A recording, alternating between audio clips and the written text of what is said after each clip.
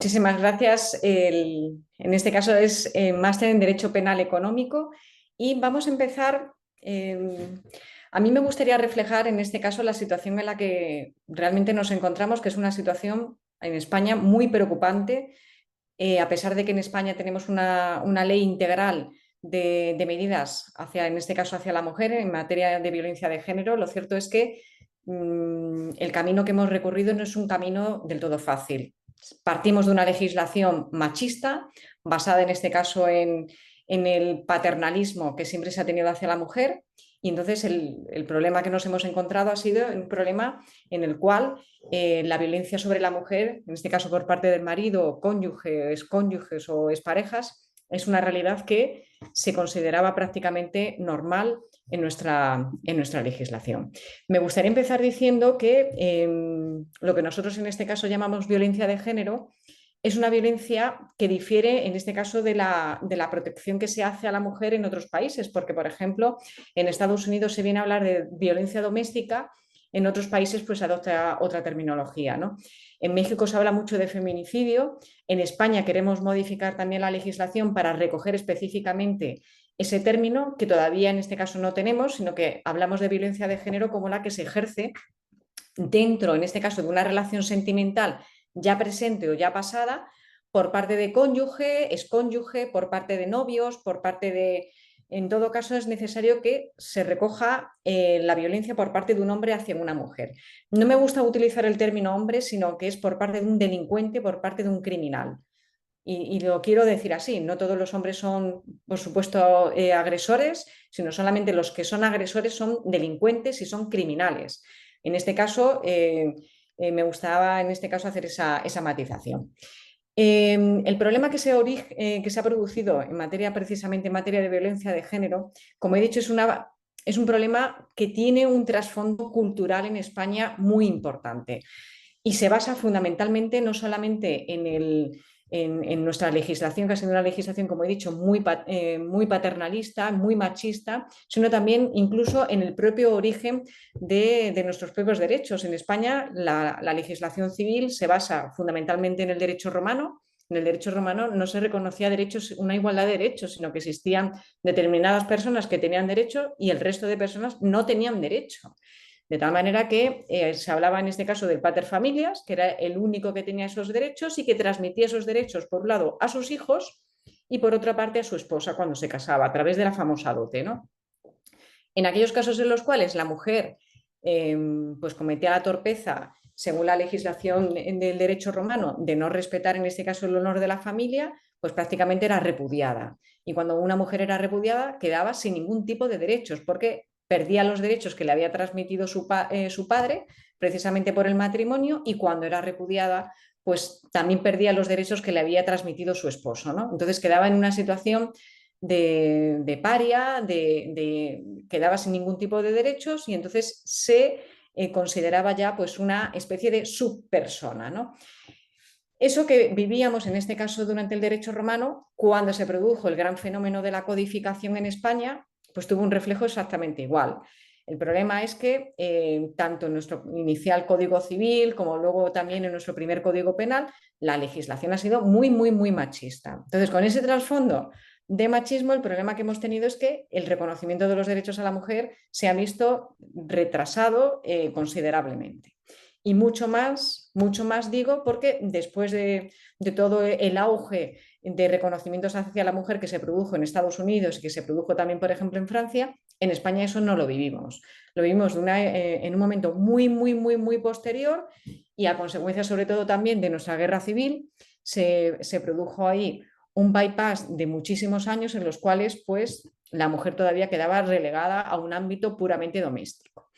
Las cifras de las que estamos hablando son cifras muy importantes. Yo me acuerdo cuando yo empecé a trabajar en la sección de violencia de género en España, en el año 2008, teníamos una cifra de muertes violentas considerable.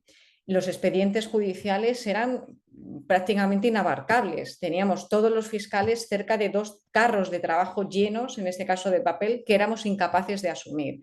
Es decir, estábamos trabajando en unas condiciones muy deplorables y sin medios. No obstante, hay que decir que gracias precisamente a la Ley Orgánica Integral, la 1/2004, tuvimos por fin un hito histórico en nuestro país que supuso un antes y un después. Si bien hay que decir que no es un camino de rosas, que todavía estamos con muchas carencias, y luego me gustaría añadir el por qué nos encontramos ahora en una época de carencias, pero lo cierto es que supuso un antes y un después. Y quiero en este caso poner de manifiesto, porque así me gusta resaltar la legislación tan mala que hemos tenido. Miren, en nuestro primer código penal, que fue en el de 1822, teníamos la consideración de que a la mujer, cuando era, en este caso, cuando cometía delitos, se le imponía una pena tremenda siempre que estaban relacionados con el honor de la familia. Es decir, la mujer era la persona que tenía que garantizar el honor de esa familia. Y se castigaban actuaciones como, por ejemplo, el emparejarse con otra persona sin estar casada, ¿no? A ese extremo, ¿no? Y además se hacía recaer, en este caso, unas penas considerablemente graves, en este caso sobre la mujer. Si la mujer era sorprendida en un acto de carácter sexual con una persona que no era su marido y era sorprendida por él, se permitía prácticamente que el marido pudiera ejecutarles a los dos con una pena absolutamente mínima. O sea, esto era realmente grotesco, ¿no? Luego, por otra parte, la imputación que se hacía a la mujer era similar a la que tenían los menores y los incapaces, es decir, no se le reconocía una capacidad plena ni siquiera de actuación criminal. En estos términos, por ejemplo, en España, en este Código Penal, sí que se reconoció la pena de muerte, ¿no? Algo pues, que no se ha producido en otros códigos, pero sí que en concreto en el Código Penal de 1822 sí que se reconocía la pena de muerte al criminal que cometiera determinados delitos, ¿no? En el caso de que la mujer cometiera el mismo delito, no se la justiciaba en este caso con la pena de muerte, ¿no? Sino que si imaginemos que ella cometía el mismo delito junto con su marido, el castigo que recibía la mujer era observar cómo a su marido se le ejecutaba en el cadalso, ¿no? Estas cosas que son tremendamente grotescas y muy diferentes, pues hacen pensar que el legislador en todo caso consideraba a la mujer como una persona que era digna de protección por parte de su padre, por parte de su marido, etcétera, etcétera. Esto desde el punto de vista del Código Penal. Desde el punto de vista del Código Civil todavía era mayor la diferencia, ¿no? Por ejemplo, la mujer, existían las llamadas licencias maritales. La mujer tenía que pedir al marido permiso para hacer determinadas actuaciones. Por ejemplo, para abrirse una cuenta corriente. La mujer no tenía capacidad de acción, de tal manera que para que el banco le pudiera autorizar a la mujer a abrirse una cuenta corriente necesitaba la firma del padre o bien la firma del marido. Existían determinadas prohibiciones para el ejercicio de determinadas actividades profesionales, es decir, la mujer no era libre de decidir a qué se quería dedicar profesionalmente, sino incluso además existía la prohibición de que, por ejemplo, quisiera entrar en el ejército, no se le permitía.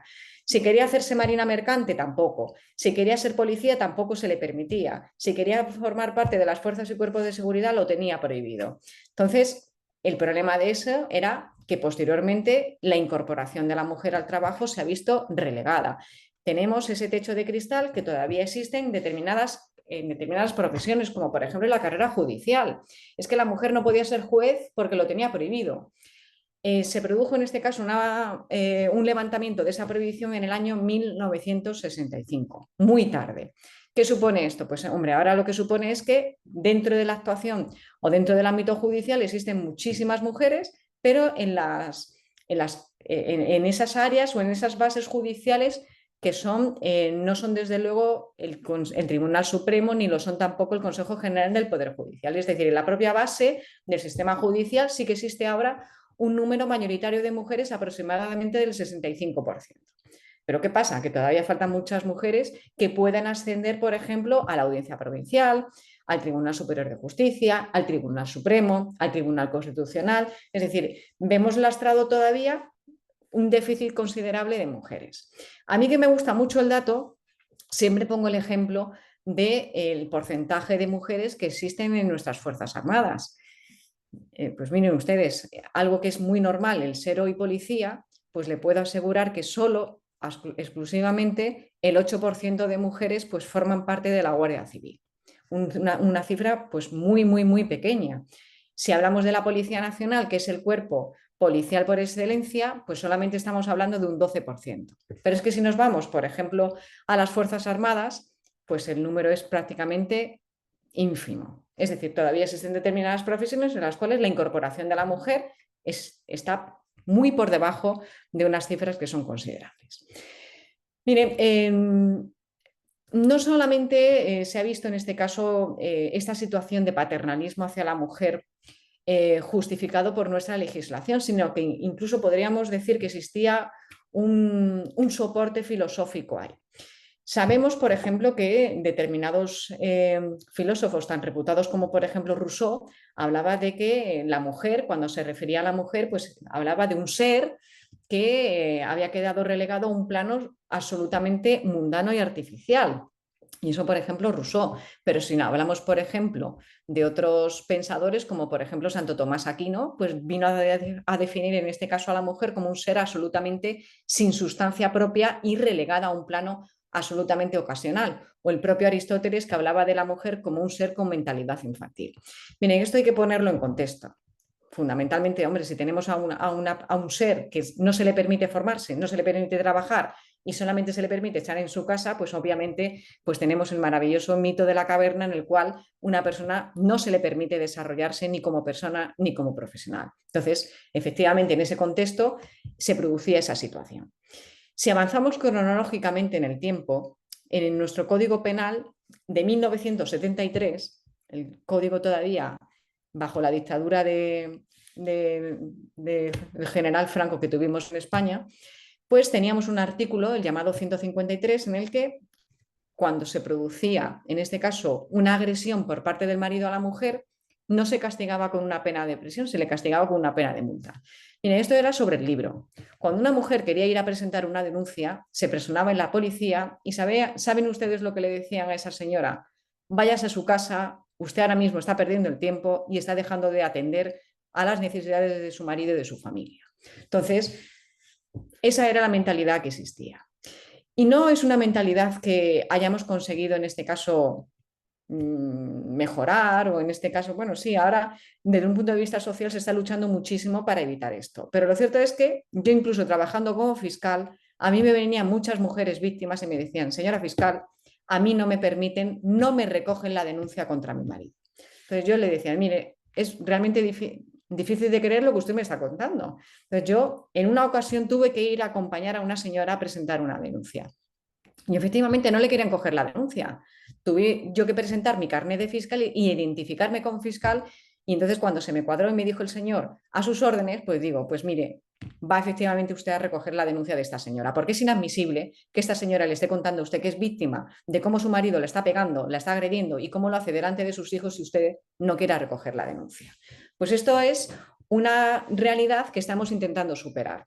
Afortunadamente sé que ustedes tienen la posibilidad de que las víctimas denuncien a través, en este caso, de una forma online, algo que nosotros no tenemos y que en todo caso sería necesario para evitar este tipo de situaciones y sobre todo para garantizar que la mujer cuando quiere denunciarlo lo hace en un plano de igualdad y sin verse en todo caso ni coaccionada ni juzgada absolutamente por nadie. Posteriormente lo que tenemos que ver es qué es lo que ha supuesto en este caso la ley integral para nosotros. Para nosotros ha supuesto, como he dicho antes, un antes y un después. Ha supuesto el reconocimiento de la víctima como una persona que tiene derecho a una protección absolutamente integral. Y no solamente va a tener una protección desde el punto de vista penal, que es muy importante que la tenga porque el agresor merece un castigo, por supuesto, pero también va a tener una asistencia desde el punto de vista económico.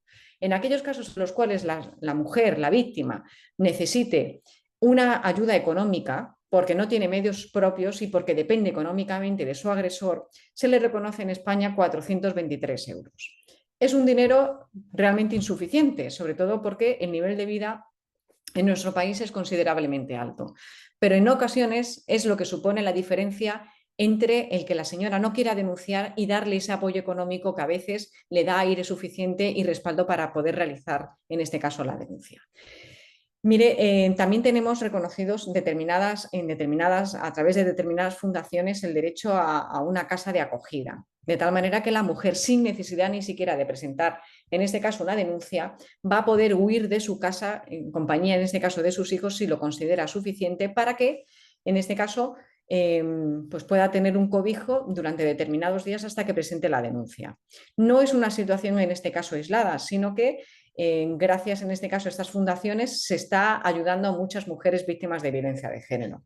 No solamente eso, tuvimos una primera fiscal de sala del Tribunal Supremo, en este caso fue doña Soledad Cazorla. Esta fiscal falleció hace unos años, pero lo cierto es que ha invertido todo su patrimonio en que se reconozca, en este caso, cierta ayuda a los huérfanos por violencia de género, porque afortunadamente hay determinadas personas que piensan en la situación en la que quedan los hijos, porque pensemos que cuando el agresor mata, en este caso, de una forma violenta a la víctima puede dejar hijos y los hijos se quedan en una situación de absoluta soledad, porque pierden a la madre que ha fallecido y porque pierden al padre que entra en prisión. En muchas ocasiones son los abuelos, incluso maternos, que no solamente tienen que convivir con el dolor de haber perdido a una hija, sino que además con una situación económica penosa, porque recordemos que en muchas ocasiones las pensiones que quedan en este caso de jubilación son unas pensiones escasas y tenemos a unos abuelos que tienen que hacer de padres y con una pensión que desde luego no les da para mucho. Pues en este caso tenemos ya, como he dicho antes, a través precisamente de la Fundación de Soledad Cazorla, ayuda de hasta 1.200 euros en concepto de becas para estos niños. Desgraciadamente, tenemos una realidad muy violenta últimamente porque estos agresores, estos delincuentes, estos criminales se están cebando con los hijos comunes. Es una forma de violencia que se llama violencia vicaria, en el que los agresores lo que pretenden es hacer daño a la mujer donde más le duele, que no es ya ni en su propia vida, sino en la vida de sus hijos. Por tanto, vemos cómo en muchas ocasiones estos propios criminales son capaces de matar a sus propios hijos para hacer daño a su madre, ¿no? En este caso su pareja o expareja. Hasta ahí llega en este caso ese odio. Estamos viendo también cómo los trabajos de sensibilización a los que se tienen que someter, los cursos de sensibilización a los que se tienen que meter los agresores, no se están cumpliendo por parte de estos. Se ha llegado incluso a poner de manifiesto la necesidad de que estos cursos se cumplan incluso de una forma online. Yo soy completamente contraria a esto. O sea, un curso de sensibilización se tiene que cumplir en unas condiciones capaces, en este caso, de llegar y de mover, en este caso, esa voluntad agresora por parte del delincuente. La consecuencia es que si el delincuente de una forma voluntaria no se presenta a estos cursos de sensibilización, de los cuales se ha hecho depender, en este caso, que permanezca en libertad, la consecuencia tiene que ser que si no los ha cumplido, pues tendrá que ingresar en prisión, pero no hacerlos, en este caso, de una forma online, porque no se va a poder garantizar ni la identidad de la persona que está conectada, ni tampoco se va a permitir comprobar si la persona se conecta, directamente se levanta de la silla y se va. Es decir, no se puede llegar ni siquiera a comprobar que se están cumpliendo de una forma efectiva. Desgraciadamente, también tengo que decir que últimamente se han producido un acontecimiento pues realmente triste en lo que se refiere al cumplimiento de las penas de alejamiento. Decía que si esta ley orgánica, esta ley integral, ha reconocido, entre otras cosas, determinadas medidas de protección a las víctimas, incluido la posibilidad de que las penas de alejamiento puedan cumplirse a través de medidas de geolocalización, a través de las denominadas pulseras, es decir, se coloca un brazalete, en este caso al agresor, y se controla en todo momento dónde este señor se encuentra, ¿no? Pues hemos llegado incluso a comprobar de una forma absolutamente sorprendente y muy desgraciada que durante determinados meses estos sistemas no han funcionado. Se produjo un cambio, en este caso en el distribuidor del sistema, y hemos tenido a muchas mujeres en una situación de alta protección y en una situación de riesgo extremo sin estar, en este caso, protegidas por las fuerzas y cuerpos de seguridad de nuestro Estado. Hay que decir que, obviamente, esto es inadmisible, no se puede permitir. En el caso de que una señora porte, en este caso, un dispositivo de protección precisamente frente a su agresor, lo mínimo que se tiene que garantizar es una protección absolutamente real y efectiva por parte de las fuerzas y cuerpos de seguridad de nuestro país. Y en el caso de que se detecte de que estos sistemas que portan tanto el agresor como la víctima no están funcionando de una forma correcta, se tiene que avisar a la víctima para que la víctima refuerce esa situación en este caso, de protección, o incluso por parte de las fuerzas y cuerpos de seguridad reforzar esa situación de protección, porque ya hemos visto cómo durante determinados meses estos sistemas no han funcionado y sobre todo ni siquiera se llegó a comunicar a la víctima de que el sistema, la pulsera, no estaba siendo efectiva. Por otra parte, tenemos que seguir avanzando en otros aspectos que pueden afectar a la salud de la mujer, y es precisamente en los sistemas de detección de determinadas enfermedades, como por ejemplo, de las cuales fundamentalmente son pacientes las mujeres, como puede ser el cáncer de mama. Estamos evidenciando también cómo a través del sistema de seguridad en España se han llegado, en este caso, a no ser bastante eficientes porque no se ha estado invirtiendo nada de dinero precisamente en estos sistemas de detención del cáncer de una forma precoz. No solamente se ha puesto de manifiesto la necesidad de que las mujeres se hicieran mamografías, sino que una vez que se han hecho estas pruebas, no se han contrastado, no se han emitido informes y muchas mujeres que eran víctimas, en este caso, o eran pacientes de cáncer, han llegado a fallecer porque no se les ha avisado, en este caso, de que tenían esa enfermedad. Es decir, la política, las medidas de política pública que se están haciendo en España, si no se cumplen de una forma efectiva, afectan a las mujeres. Esto ha pasado, por ejemplo, en la comunidad autónoma de Andalucía, donde en este caso el gobierno de esa comunidad no ha invertido de una forma correcta precisamente en estos sistemas de detección precoz de esta terrible enfermedad. Posteriormente se ha producido también una legislación, una ley que ha sido muy perjudicial para los intereses de la mujer, que es precisamente nuestra Ley Orgánica 1/2025. ¿Por qué se ha producido una situación terrible en este caso y que ha afectado negativamente a la violencia, a las víctimas de violencia de género? Pues de una forma muy breve lo voy a decir. Se está produciendo una situación en la cual el legislador actualmente está creando leyes que llama leyes de política de inversión cero. Es decir, son leyes que no llevan aparejado ningún tipo de inversión económica. El problema que se está derivando de esto es que se han incorporado a los juzgados de violencia sobre la mujer competencias que no son propiamente, en este caso, de violencia de género. No se han dotado los juzgados de mayor presupuesto, no se han dotado de mayores plazas de jueces, con lo cual, al mismo número de jueces, muchos más casos, con lo cual se está retrasando muchísimo lo que es la resolución de los expedientes judiciales en los cuales las mujeres son víctimas, en este caso, de violencia de género. ¿Qué asuntos han incorporado? Se han incorporado asuntos de trata y, en segundo lugar, todos los delitos contra la libertad sexual en los cuales la víctima sea una mujer con independencia de que el agresor sea su cónyuge o sea una persona completamente desconocida.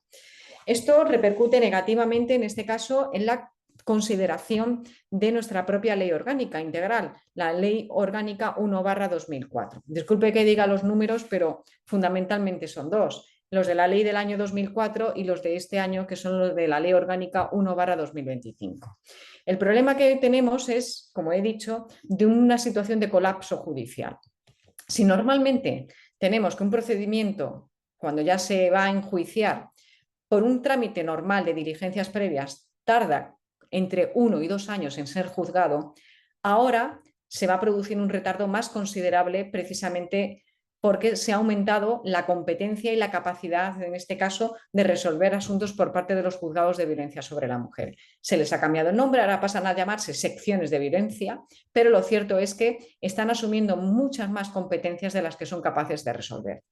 En el mes de marzo de este año, los propios jueces y tribunales y los propios magistrados que sirven ahora estas secciones pusieron de manifiesto que, por favor, pidieron al legislador que, por favor, suspendieran la aplicación de esta ley porque eran incapaces de poder resolver estos asuntos. Actualmente se han incorporado ya estas competencias a estos juzgados y lo cierto es que en unos años veremos cómo ha evolucionado. El problema sigue siendo en que siguen falleciendo mujeres. Ayer precisamente falleció una señora en Madrid de 21 años a manos precisamente de su novio. No se están adoptando medidas rápidas y lo cierto es que la legislación que tenemos es claramente insuficiente.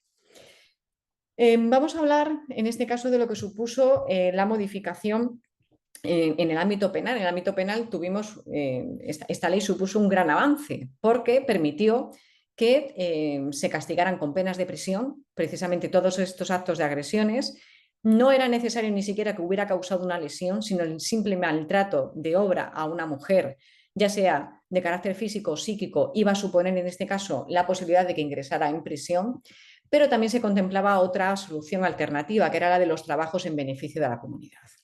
Estos trabajos son muy positivos porque están en todo caso relacionados precisamente con la actividad agresora que han realizado. Es decir, si la pena está relacionada con una situación de violencia de género, pues estas personas van a trabajar en un entorno en el cual se les va a ayudar para desensibilizar precisamente esa conducta agresiva. Por lo tanto, es bastante positivo este avance, ¿no? Se contemplan también penas de privación del derecho a la tenencia y portes de armas. Tenemos un país muy tradicional relacionado con la caza. Entonces hay determinados pueblos en los cuales hay muchísimos cazadores y por tanto muchos hombres que portan armas. Yo me imagino que en su país, por otras tradiciones, también está popularizado quizás el uso, en este caso, de armas. Nosotros en España, sobre todo, se frecuenta entre personas que se dedican a la caza. Hay muchísima caza en España y ya les digo que se permite en este caso a través de, con una condena o incluso con una medida cautelar, la retirada de estas armas, ¿no? Pero también se contempla con carácter obligatorio cuando una persona comete un delito relacionado con la violencia de género, la prohibición de aproximación y de no comunicación. Y es ahí donde entra en juego precisamente la forma en la cual se tiene que materializar el control de este alejamiento. Como he dicho antes, se puede contemplar incluso con carácter preventivo, es decir, tenemos a una señora que ha sufrido ya una agresión, presenta la denuncia, solicita la orden de alejamiento y en este caso se produce una comparecencia en la cual está presente el juez, está presente el fiscal, está presente la víctima, el abogado de la víctima, está presente el acusado, el agresor y luego su abogado. Aquí se oyen a todas las partes y se toma en este caso una decisión. Informa en todo caso el Ministerio Fiscal, que puede informar o bien favorablemente a la orden cuando considere que existen indicios razonables de criminalidad y una situación objetiva de riesgo, porque son estos dos requisitos los que se tienen que cumplir. La situación objetiva de criminalidad que no es subjetiva, es decir, no depende de la percepción del peligro que tenga la mujer, y en segundo lugar, de la existencia, en este caso, de indicios de criminalidad. Obviamente, si el Ministerio Fiscal informa favorablemente, lo normal será que el juez otorgue esa orden de alejamiento que, repito, le va a reconocer a la víctima esa condición integral de víctima e incluso le da el derecho a percibir todos los meses una cantidad económica de 423 euros y luego posteriormente, en aquellos casos en los cuales se produzca el incumplimiento de esta medida cautelar, pues dará origen en este caso a otro procedimiento judicial que conllevará penas de prisión. Es decir, no solamente se castigará en este caso al agresor por el hecho inicial que cometió, que puede ser una amenaza, puede ser una agresión, puede ser una coacción, puede ser un hostigamiento, puede ser un maltrato habitual, sino que también va a ser castigado por quebrantar esa medida cautelar.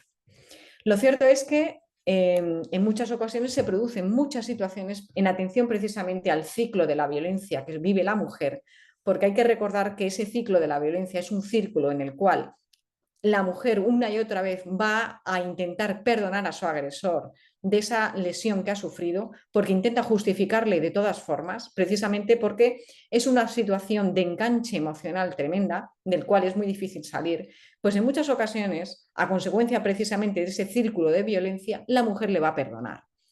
Para que se pueda producir el cese de esa medida cautelar, es muy importante que el juez que ha acordado la medida la deje sin efecto. Aquí es donde se produce una situación muy incómoda y es que la mujer perdona en este caso a su pareja, vuelven a vivir juntos y se vuelve a producir una situación nuevamente de agresión. En este caso, por el hecho de que la mujer haya consentido volver con su pareja, no se va a justificar que no existe una ruptura de esa o un quebrantamiento de la medida cautelar, porque la medida cautelar, en este caso, en todo caso, es el juez el que la tiene que dejar sin efecto. Tenemos muchísimos casos de estos, muchísimos casos en los cuales se sorprende a la pareja en el aeropuerto porque van a tomar unas vacaciones juntos. Esto es muy habitual. O incluso en la época de Navidades, donde se producen muchas reconciliaciones, porque tenemos a muchas personas que viven en este caso en otros países o que tienen a sus familiares en otros países, toman el avión y en el propio control del aeropuerto se les sorprende en este caso a los dos juntos. Es muy importante decir que inicialmente se llegó a pensar si la mujer podía ser incluso cooperadora necesaria de ese delito de quebrantamiento de la medida cautelar. Afortunadamente, nuestro Tribunal Supremo puso de manifiesto que no, porque precisamente la mujer, en todo caso, lo que está sufriendo es una circunstancia dentro de ese círculo de violencia. La mujer lo que quiere es perdonar a su agresor porque en muchas ocasiones depende económicamente de él, porque en muchas ocasiones el único que trabaja es él y porque en muchas ocasiones el único sustento de la familia procede por parte del agresor. En esa situación en la que se quiere perdonar al agresor y vuelve a producirse otra agresión, es donde tenemos ahí esa situación de quebrantamientos. Los quebrantamientos, ya digo, que no dependen en este caso de la mujer dejar sin efecto la orden, sino que en los casos en los cuales se produzca esta situación, será necesario que el abogado, en este caso del agresor, solicite, y también en este caso el abogado de la víctima, solicite la retirada de la vigencia de la orden de alejamiento. ¿Cómo se materializa esto? Pues esto se materializa a través de otra nueva comparecencia en la que se vuelve a escuchar a la víctima, se oye al agresor, se informa por parte del Ministerio Fiscal y luego posteriormente el juez resuelve. Si no se produce esta sentencia, este auto, dejando sin efecto la orden anterior, pues lo que existe es una situación de quebrantamiento de la medida cautelar. Quebrantamiento que digo que lleva aparejado nuevamente penas privativas de libertad. En cuanto a lo que se refiere ya a la situación actual, ya hemos visto cómo esta comparecencia que se llama comparecencia de la orden de alejamiento se puede simultanear también con otro tipo de comparecencias, como por ejemplo con la comparecencia de prisión. En muchas ocasiones, cuando se ha producido una lesión muy grave por parte, o sea, se ha producido la agresión y la mujer se encuentra en una situación con una lesión muy importante, pues nos llegamos a plantear si lo que procede en este caso es el ingreso en prisión.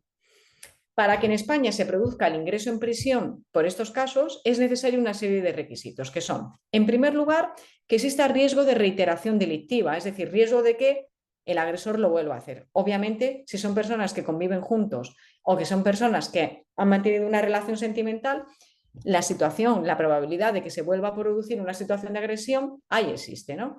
En segundo lugar, es necesario que los hechos sean suficientemente graves como para que de por sí contemplen penas que lleven aparejado al menos un año de privación de libertad. Con carácter general se exige 2 años, pero en los casos de violencia de género, con que tenga un año de privación de libertad, se puede ingresar en prisión. Es necesario además que exista la posibilidad de destrucción de pruebas. Es necesario además también, o bien de una forma alternativa, que se produzca riesgo de fuga, porque la persona no tenga arraigo en España. Esto es el caso, por ejemplo, de personas que llevan viviendo en nuestro país poco tiempo, se produce esta situación de violencia de género y huyen. Para evitar precisamente esta huida y que la persona esté a disposición judicial, se puede llegar a acordar en este caso la prisión.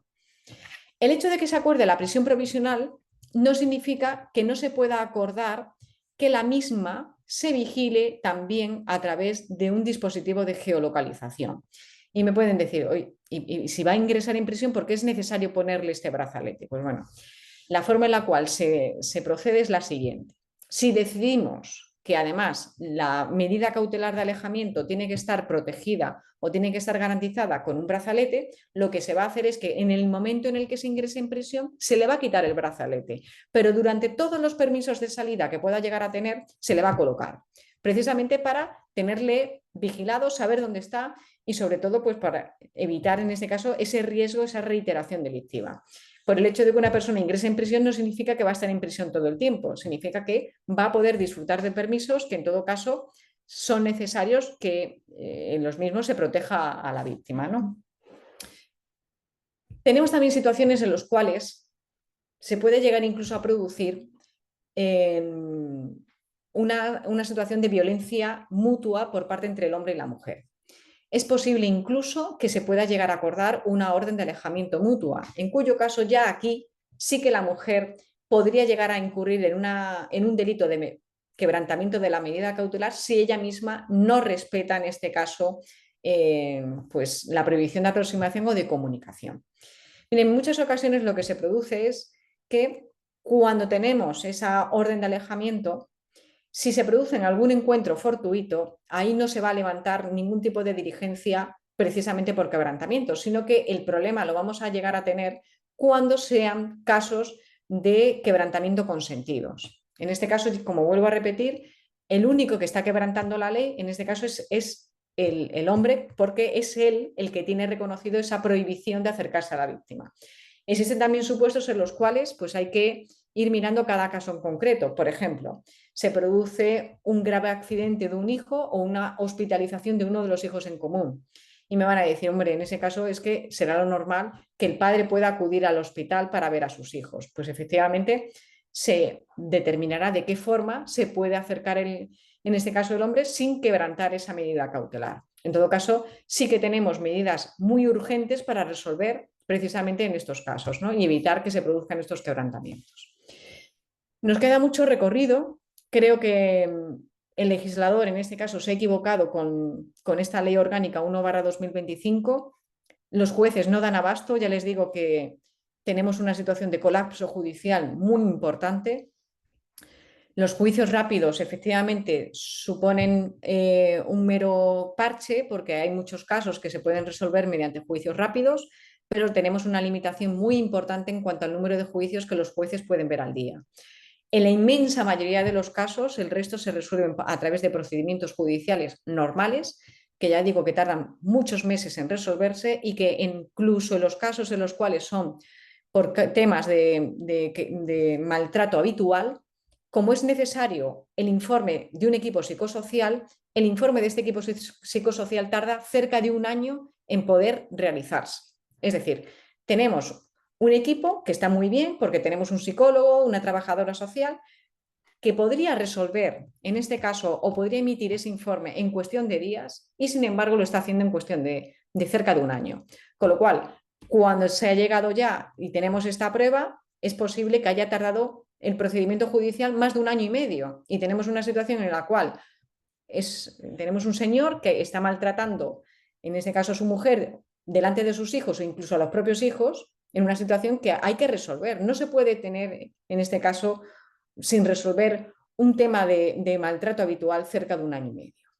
Tenemos muchos casos de maltrato habitual por parte de personas en la tercera edad, por parte de ancianos, y además estos casos son muy peligrosos porque perciben que están ya muy cerca al fin de su edad física, ¿no? Al fin de la vida física y ya no tienen nada que perder. Entonces estamos viendo muchos asesinatos por parte de parejas de ancianos que luego, desgraciadamente, pues matan a la mujer, intentan en este caso suicidarse o se acaban suicidando, es decir, son casos tremendos en los cuales pues hay que prestar especial atención precisamente porque son abundantes, ¿no? Se están produciendo muchos casos en este sentido.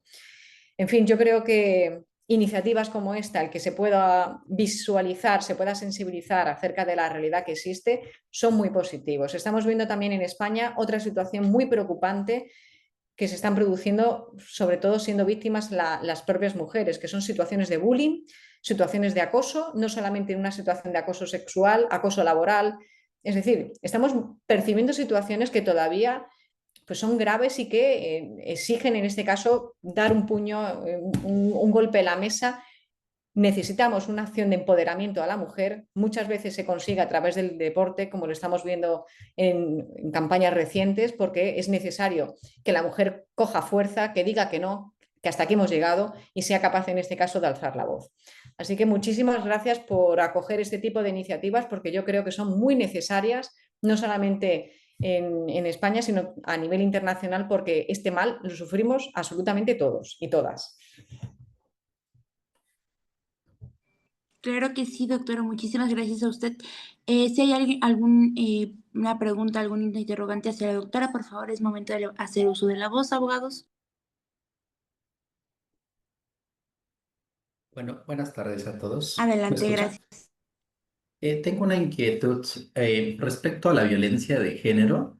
¿Hay una razón por la cual, sin justificar o sin caer en apasionamientos, por la cual se considere que la violencia de género solamente puede ser del género masculino al femenino? Esto es, también el hombre en algún momento podría ser o es víctima de violencia de género. Esto porque si bien la ley no precisa específicamente que debe ser del hombre hacia la mujer, lo sobreentendemos o lo queremos asimilar así, Y en el caso de los varones, en muchos casos precisamente no realizan acción penal o no ejercen acción penal por vergüenza o por miedo o porque despertaría sonrisas de repente del otro género. Esa sería la primera cuestión. Y la segunda, reconocer la brillante exposición que ha hecho. Y la segunda pregunta concreta es, ¿cómo considera usted, reconociendo que en la mayoría de los casos tenemos que reconocerlo, que los hombres han sido los mayores violentadores y que las razones son históricas, son estadísticas, son jurídicas y un cúmulo de factores? ¿Cuál podría ser el origen o más bien la medida más adecuada?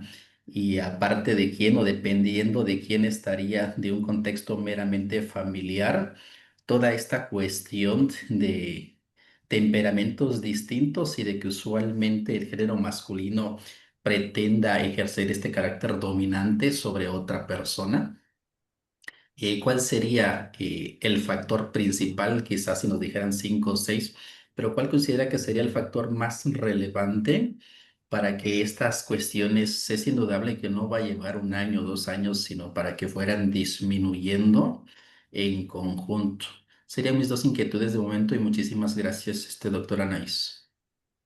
Muchísimas gracias por las dos preguntas, porque las dos son muy relevantes, muy importantes. Pues mire, el legislador cuando creó la ley se planteó lo que usted ha dicho, si solamente recoger como violencia de género la que se produce del hombre a la mujer o también la que se produce de la mujer al hombre, que también se produce en casos.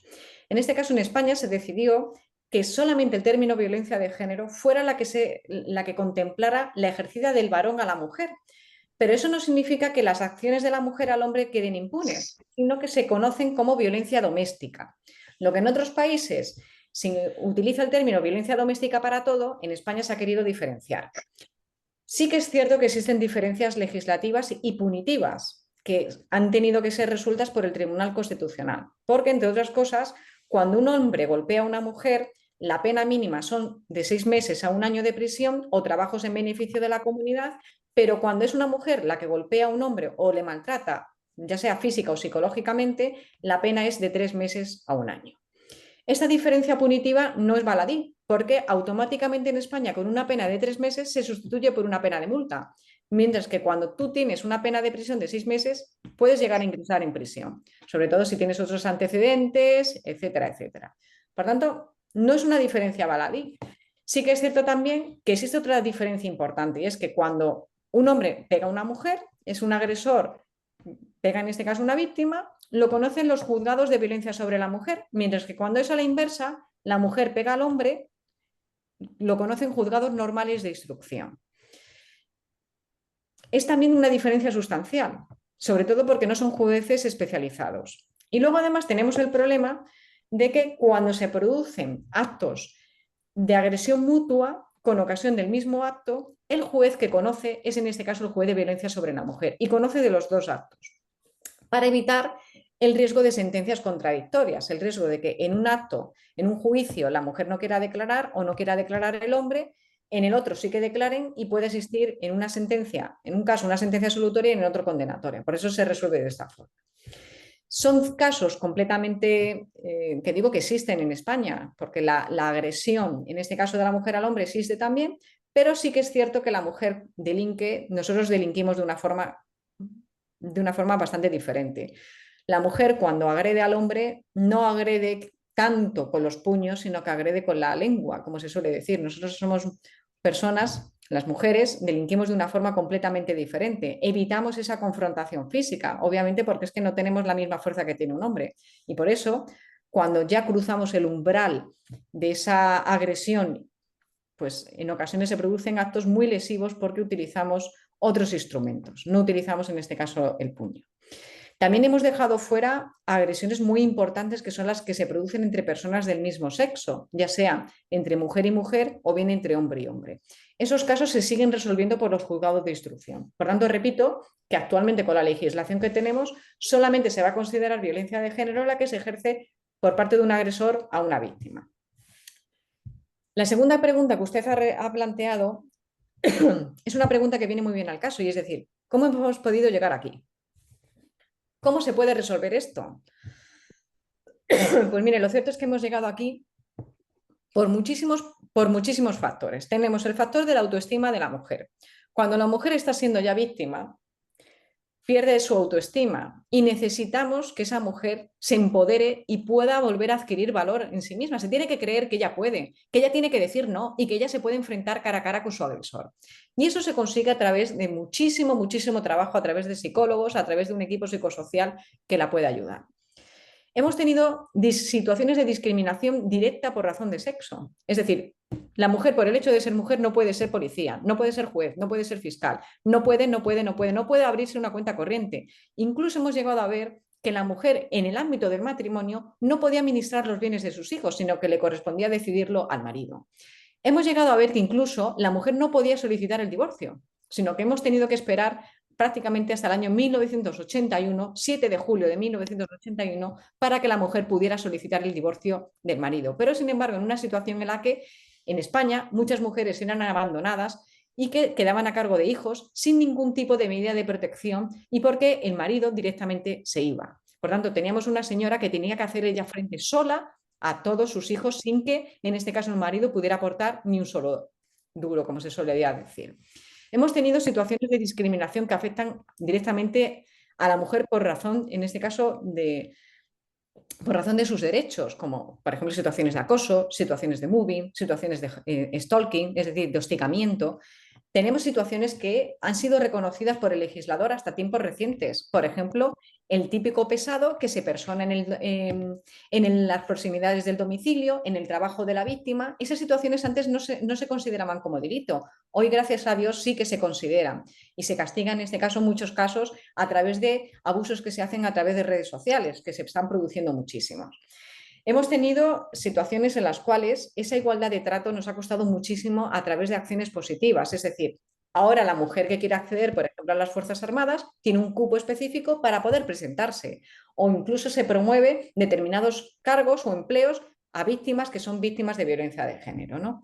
En definitiva, poco a poco pues, se van adoptando medidas que indudablemente los cambios no se producen de un día para otro, sino que hay que ir pues invirtiendo en sanidad, invirtiendo en educación, invirtiendo en concienciación, invirtiendo en un número específico para la violencia de género, permitiendo que la víctima pueda denunciar a través de una forma online, como lo hacen en México, que es inadmisible que en España no se permita esa forma de denunciar. En fin, vemos cómo el camino, desde luego, es largo, queda mucho por recorrer.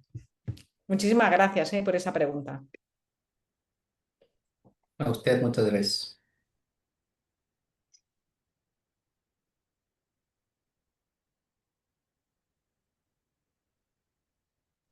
Al contrario, doctora, muchas gracias. También tenemos la mano levantada de la licenciada Gis. Adelante, por favor, licenciada Gis. Hola, muy buenos días, muchas gracias. Doctora, excelente ponencia.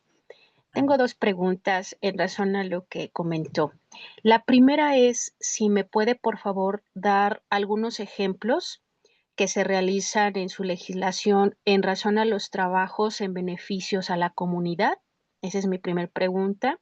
Y la segunda pregunta, en razón a la respuesta que emitió hacia el licenciado, ¿cuáles serían esos cargos que se le pudiera dar a las mujeres por violencia de género? La participación podría ser en el sector privado o en el sector público. ¿Cómo sería? Para mí es interesante conocer estos dos enfoques porque, bueno, yo soy de la Ciudad de México y nosotros en este contexto fui yo mucho tiempo asesora jurídica de víctimas, pero nunca me había puesto en el contexto de que el agresor pudiera realizar algún trabajo en beneficio a la comunidad y que se me hace muy interesante y sobre todo ahorita que mencionó esta parte de la incorporación de cargos de las mujeres que han sido víctimas. Gracias, Pues mira, doctora. muchísimas gracias por la pregunta, muy al caso y muy importante. Pues miren, los trabajos en beneficio de la comunidad suelen estar relacionados con el delito que se ha cometido. Por ejemplo, le pongo el ejemplo de los delitos contra la seguridad del tráfico, ¿no? Tenemos una persona que ha conducido bajo los efectos del alcohol y luego pues ha producido un accidente de tráfico en el cual pues ha fallecido alguien, ¿no?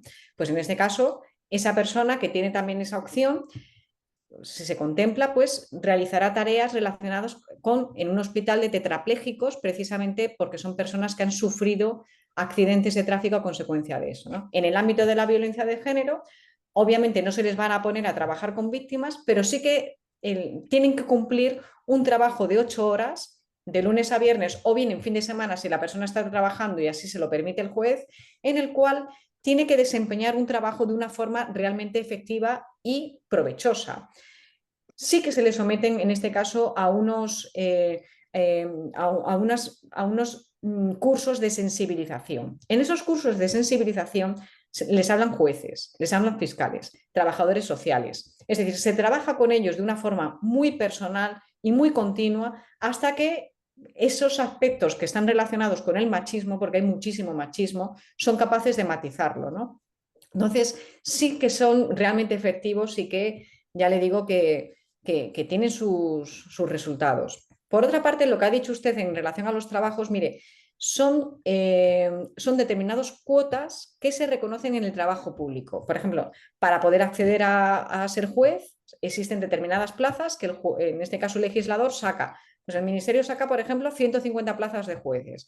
La tercera parte de esas plazas está dedicada a determinadas personas que pueden ser o víctimas de violaciones, de delitos graves, víctimas de terrorismo o víctimas de violencia de género. Es decir, se reconoce un número muy importante de plazas precisamente para que estas mujeres puedan acceder en este caso a esas plazas. No solamente son las de jueces, sino cualquier plaza pública que salga, la mujer se va a poder presentar. También hay que decir que actualmente existe una política de incorporación a la mujer a la administración muy importante, como medida en este caso también de garantizarle el sustento y garantizarle también una independencia hacia sí misma para que puedan en este caso no tener esa dependencia económica absolutamente de nadie, ¿no? Se están realizando políticas muy importantes de conciliación familiar. Hay que recordar que en muchas ocasiones las que son gravemente perjudicadas por la conciliación, por el hecho de tener familia, son las mujeres. Entonces, se hace necesario políticas en las cuales se garantice que la mujer pueda haber reducido su jornada laboral sin que económicamente les perjudique considerablemente. Hay que fomentar también, en este caso, las guarderías en centros de trabajo, en centros incluso educativos, para que las mujeres que en un momento dado tienen hijos y quieran volver a retomar sus estudios lo puedan hacer. Por tanto, son políticas de acción positiva que en todo caso benefician mucho a las mujeres. Claro, muchas gracias.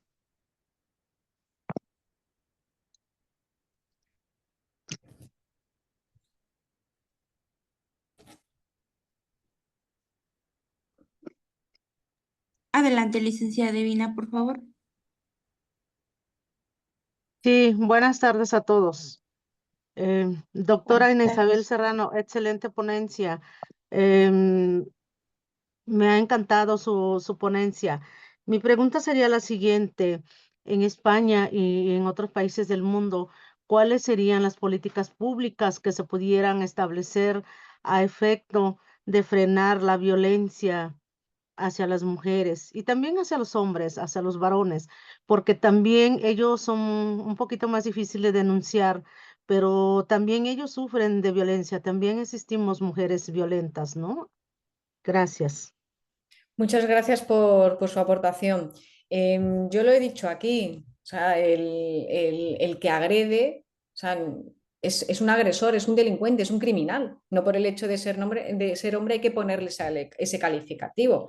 Y a la inversa, al hombre hay que reconocerle su situación, su lugar y en este caso, el respeto, el mismo respeto que merece una mujer, lo merece también el hombre, porque no se le puede en este caso denigrar, no se le puede coaccionar, no se le puede insultar, porque cuando he dicho que la mujer y el hombre, cuando agreden de una forma muy diferente, la mujer agrede mucho con la palabra, le menosprecia mucho al hombre, le quita su valor, le quita su fuerza. Entonces, la mujer no le va a pegar, que sí se pueden producir situaciones de agresión, ¿no? Pero la forma en la cual resulta evidente un hombre, en este caso maltratado, es a través de un maltrato psicológico bastante considerable. El hombre, efectivamente, cuando ya denuncia con una serie de evidencias y daños psicológicos que se detectan por parte del psicólogo judicial, porque es necesario realizarle ese informe judicial que evidencie precisamente esa situación de estrés postraumático en la que se suele encontrar el hombre, ¿no? Entonces, lo cierto es que, ¿de qué forma se puede frenar estas situaciones? Pues es que no solamente hay una, no solamente es la económica, no solamente es la conciencia social, no solamente existe la educación, sino que es necesario un conjunto de cosas que pongan freno a estas situaciones de violencia. Las redes sociales están haciendo muchísimo daño, muchísimo daño. Se están produciendo situaciones en las cuales, sobre todo a través de chicos muy jóvenes, o sea, yo he llegado a tener alumnos que me han llegado a decir, yo a través de la aplicación de Google, mi pareja sabe en todo momento dónde yo estoy. Digo, pero vamos a ver, es que eso es inadmisible, eso afecta a tu intimidad. Me dice, y además, a través de redes sociales yo sé lo que está haciendo. Entonces, yo creo que las redes sociales están haciendo muchísimo daño. Incluso nos hemos llegado a plantear que a nivel judicial se adopte como medida cautelar la prohibición del uso de redes sociales. Pero es realmente tremendo, muy complicado el poder privar en este caso del acceso a determinadas redes, porque efectivamente puedes prohibir que un usuario no entre, pero automáticamente se puede registrar con un usuario falso, ¿no? Entonces, son en estas situaciones en las que nos encontramos. Se están produciendo también muchas situaciones de bullying y muchas situaciones de acoso, que también digo que son difíciles en este caso de afrontar, ¿no? Pero sobre todo, pues mire, lo que estamos haciendo hoy, dar visibilidad, sensibilizar, educar, tratar del respeto al otro, porque hay que actuar siempre con respeto. Nadie es superior a nadie, pero no solamente en cuestión de género, sino también por motivos de raza, religión, sexo, orientación sexual, es decir, todo lo que nuestros tribunales reconocen como derechos absolutamente fundamentales de las personas, que hay que, desde luego, respetarlos, ¿no? Así es, doctora. Muchísimas gracias. Y por último, tenemos también la mano levantada del doctor Sotero. Adelante, por favor, licenciado. Maestra, compartimos toda una historia entre España, México y Latinoamérica por obvias razones. La sociedad, felicitaciones para las participaciones por las participaciones de las compañeras, muy acertadas. En la Ciudad de México y sus servidores de la parte sur de Oaxaca de Juárez, existen estas marchas que de repente se dan en determinados días de ciertos grupos y dentro de ellos con justas razones el tema que evidencia esta desigualdad. Usualmente este término ya muy arraigado dentro de la sociedad y que quizás es muy fuerte, feminazis, que describe a una persona que no piensa o que no utiliza la lógica y que estoy diciendo la generalidad, una percepción personal o no una apreciación personal. Estas marchas que se llevan en determinadas ciudades de lo que es la República Mexicana, bajo el tema de la libertad de expresión, tiene la gran oportunidad de que escuchemos nosotros como varones a las personas que han sido violentadas. Mas, sin embargo, nos dicen que todos los extremos son malos. Y en este sentido, la apreciación, violencia. ¿La violencia usted consideraría que también debería ser respondida con violencia? Porque la sociedad dice es que estas marchas que hacen estos grupos donde sí hay infiltradas o infiltrados o personas que tienen otros intereses, se tiene que reconocer, pero también se ven a veces personas en su momento que pasa, por ejemplo, un repartidor por el solo hecho de que sea hombre. Y las madres también lo expresan a estas alturas que tengamos hijos varones, ya con la simple percepción de que la mujer diga que en su momento que fue víctima de un presunto delito, basta con la sola manifestación del género femenino para que se inicie una carpeta de investigación.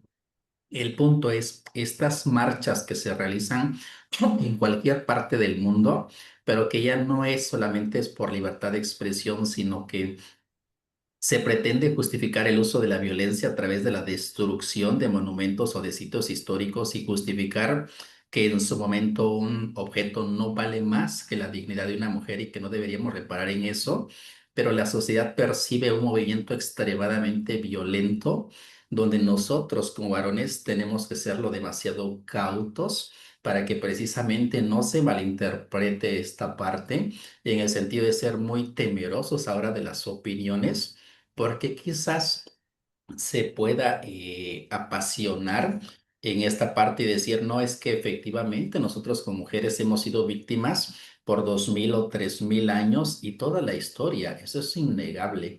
Pero el tema es, la pregunta concreta es, ¿podría ser a través de las marchas y de las manifestaciones violentas o radicales que sí tienen una razón histórica, pero puede ser un mecanismo correcto, siendo que la sociedad ha criticado muchísimo la generalidad actualmente esto, y que incluso las mujeres también lo dicen, nosotros como profesionales o profesionistas no podemos ser parte de esas marchas, porque si expresamos un concepto objetivo o una realidad objetiva, tememos que a nosotros también nos castiguen nuestras propias compañeras.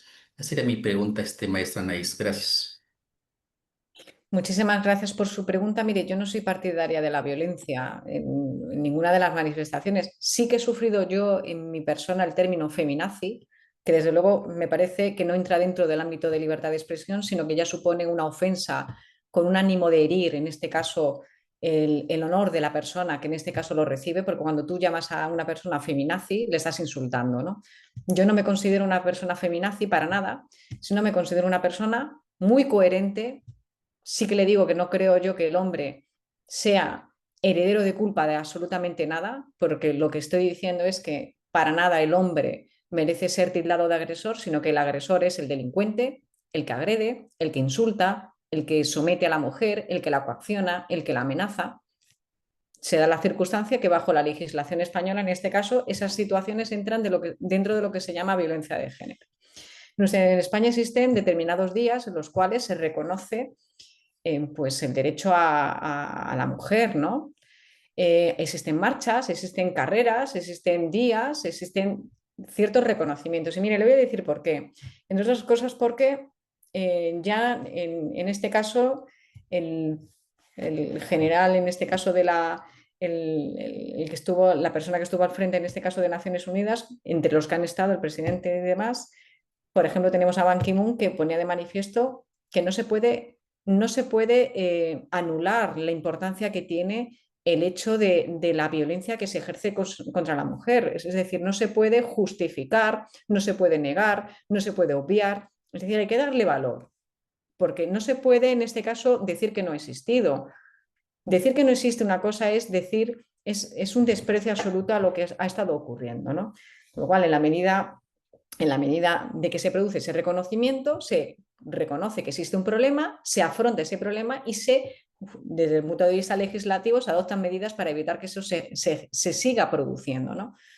Pero yo desde luego no justifico la violencia para nada. O sea, yo lo que no voy a hacer es a un señor que ha agredido a una señora ir yo por detrás y darle una cachetada o coger una zapatilla y pegarle. O sea, es que es impensable. Sí que existe una respuesta, que en este caso es la respuesta punitiva, la respuesta por parte del legislador, que es lo que se merece a través de un juicio justo, obviamente, no por el hecho de decir es que este señor me ha pegado. Pues no, mire usted, nosotros en nuestra legislación, para que se pueda producir una condena, una sentencia condenatoria, solo y exclusivamente con la denuncia de la víctima, se hace necesario 3 requisitos. En primer lugar, que la víctima en todas las instancias judiciales y policiales sostenga una y otra vez la misma versión. En segundo lugar, que exista una corroboración periférica de lo que la señora está diciendo. Imagínese usted, por ejemplo, que la señora llama a la policía. La policía se persona en su casa y la ve con la cara en ese momento completamente amoratada o manando sangre. El policía no ha visto cómo el señor le haya dado la cachetada o el puñetazo, pero lo que sí es cierto es que está viendo síntomas, signos de que esta señora ha sido agredida, porque entra en la casa y ve que está todo el domicilio, en este caso, revuelto, que hay cosas por medio, que hay objetos rotos, que la señora está gritando, por favor, no me grites o no me pegues. Entonces, eso sí que lo está viendo la policía. La policía no ha visto el golpe, pero sí que ha visto las circunstancias en las cuales esta señora ha llamado por teléfono. Esa corroboración periférica, junto con la inexistencia de un ánimo espurio, es lo que va a permitir una sentencia condenatoria. Y aún así, en España lo que tenemos son el peligro de muchas sentencias absolutorias, precisamente porque la mujer lo que no quiere es una condena hacia el padre de sus hijos, lo que quiere es que no la vuelva a pegar más. Y cuando se produce la ruptura sentimental, que ya esta señora es capaz de hacer su vida sin tener a un señor que le esté pegando, pues ya le da igual, porque lo que no quiere es una sentencia, lo que quiere es que se le arregle la vida. Y nosotros, desde un punto de vista penal, pues vamos poniendo parches, porque se hace lo que se puede. Porque un procedimiento penal no arregla la vida a las víctimas, sino que simplemente se ofrece una respuesta judicial hacia lo que el agresor ha hecho. Pero realmente el verdadero problema lo tiene la señora, porque día a día tiene que salir con lo poco que pueda tener a ganarse el pan para sus hijos, porque en muchas ocasiones el padre se desentiende. Y esa es la realidad que existe. Personas que son agresoras y que, como se suele decir, se hacen los machos, pero luego para poner el dinero en la mesa, desde luego no lo son, porque como yo he dicho anteriormente, se van de las casas y no pagan ni un duro. Y es que eso no puede ser. Dejar solo a una mujer que ha sido, además de pegarla, dejarla completamente abandonada y a unos hijos completamente desatendidos, que es la realidad que se ha producido en España durante muchísimos años.